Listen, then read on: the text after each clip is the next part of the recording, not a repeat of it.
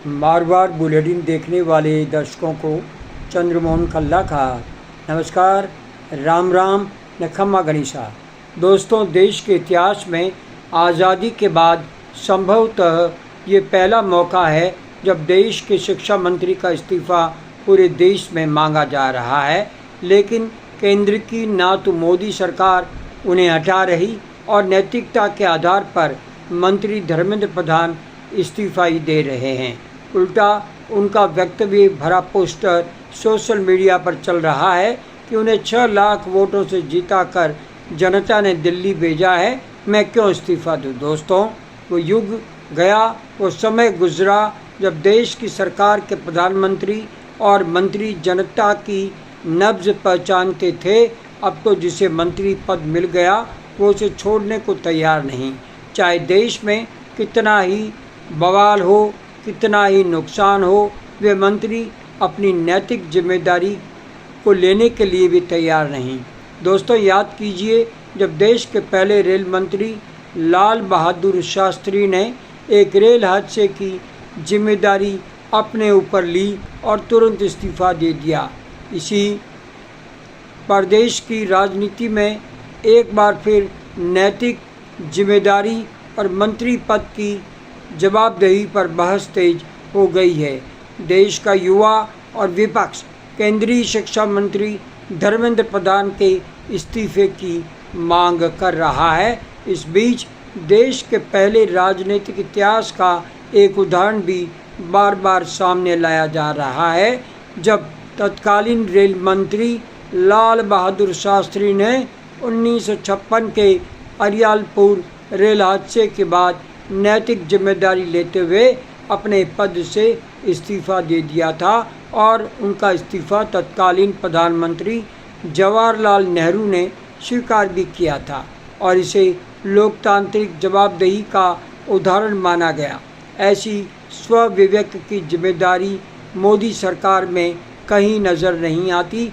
देश का युवा जंतर मंतर पर धरना प्रदर्शन कर लाठियाँ खा रहा है। आज भी कॉकरोच जनता पार्टी ने स्पष्ट रूप से कह दिया है कि शिक्षा मंत्री धर्मेंद्र प्रधान के इस्तीफे के बाद ही आंदोलन समाप्त होगा, लेकिन सरकारी संकेत है कि किसी भी सूरत में धर्मेंद्र प्रधान का इस्तीफ़ा नहीं लेंगे। आखिर शिक्षा मंत्री खुद नैतिक जिम्मेदारी लेकर मंत्री पद छोड़कर इस आंदोलन को समाप्त क्यों नहीं करवाना चाहते, जिस कारण मोदी सरकार की बदनामी हो रही है। देश का युवा जो मोदी को पीएम बनाने के लिए उतावला दिखा, अब मोदी हटाओ देश बचाओ के नारे लगाकर आने वाले चुनावों का संकेत देने लगा है। सवाल ये उठता है कि ऐसे हालातों में पीएम मोदी खुद क्यों असहाय होने लगे हैं। उन्हें धर्मेंद्र प्रधान से इतना असीम प्रेम कैसे हो गया कि वो उनके लाडले बन बैठे और सड़क पर युवाओं का खून बहाने को लेकर मोदी जी आंखें मूंद कर बैठे हैं।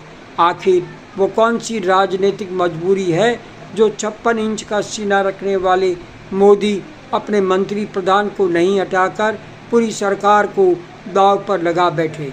आज यही सवाल मोदी के अंधभक्त भी दबी जुबान से पूछने लगे हैं। दरअसल वर्तमान राजनीतिक विवाद के बीच युवाओं व देश की विपक्ष का आरोप है कि शिक्षा व्यवस्था और हालिया घटनाओं को लेकर व्यापक विरोध के बावजूद केंद्रीय शिक्षा मंत्री धर्मेंद्र प्रधान अपने पद पर बने हुए हैं। विपक्ष का कहना है कि सरकार नैतिक जिम्मेदारी तय करने से बच रही है, जबकि सरकार का पक्ष है कि शिक्षा सुधारों और संबंधित मामलों पर आवश्यक कदम उठाए जा रहे हैं, तो इस्तीफे की कोई आवश्यकता ही नहीं है। इसी बहस में लाल बहादुर शास्त्री का उदाहरण बार बार दिया जा रहा है। वर्ष 1956 में अरियालपुर रेल दुर्घटना के बाद उन्होंने स्वयं नैतिक जिम्मेदारी स्वीकार करते हुए प्रधानमंत्री को अपना इस्तीफा सौंपा था। यह भारतीय लोकतंत्र में राजनीतिक जवाबदेही का एक महत्वपूर्ण उदाहरण माना जाता है। मोदी सरकार ऐसा उदाहरण पेश क्यों नहीं करती, क्योंकि उनके मंत्रिमंडल में शासन से चिपके रहने की आदत बन चुकी है। लाल बहादुर शास्त्री की तरह राजनीति व पद को वे जनता की सेवा नहीं अपना हक मान बैठते हैं। अब सवाल ये उठ रहा है कि क्या आज की राजनीति में नैतिक जिम्मेदारी के वही मानदंड लागू होते हैं या परिस्थितियों के अनुसार निर्णय लिए जाते हैं। क्या सरकार अपने मंत्री पर भरोसा बनाए रखना चाहती है या फिर राजनीतिक और संसदीय समीकरण इसकी एक बड़ी वजह है। इन सवालों पर राजनीतिक दलों के अपने अपने तर्क हैं। फिलहाल ये मुद्दा संसद से सड़क तक देश की राजनीति में चर्चा का विषय बना हुआ है।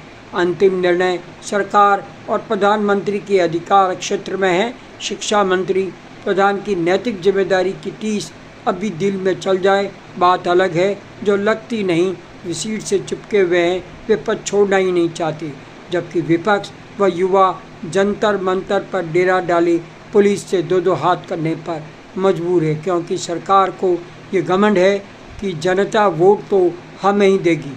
यही घमंड देश के लोकतंत्र को तार तार कर रहा है। मीडिया कर्मी भी अपने मालिकों के हाथ की कठपुतली बनकर सरकारी राग बोल रहे हैं, क्योंकि मीडिया घराने सरकार से फ़ायदा उठाकर पत्रकारिता को व्यापार बना बैठे हैं। तो सरकार घमंड में हाथी की मस्त चाल चलेगी ही। युवाओं का दमन तो होगा ही, लोकतंत्र तार तार तो होगा ही।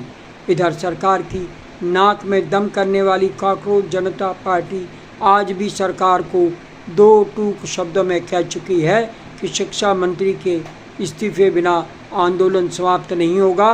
वे व विपक्ष अपनी मांग पर कायम है। आने वाले दिनों में ये देखना होगा कि सरकार इस विवाद पर क्या राजनीतिक और प्रशासनिक रुख अपनाती है। इसी पर देश की राजनीति की दशा व दिशा तय होगी। अब हमें आज का ये बुलेटिन समाप्त करने की चंद्रमोहन खल्ला को इजाज़त दीजिए। नमस्कार, फिर मिलेंगे। जय हिंद।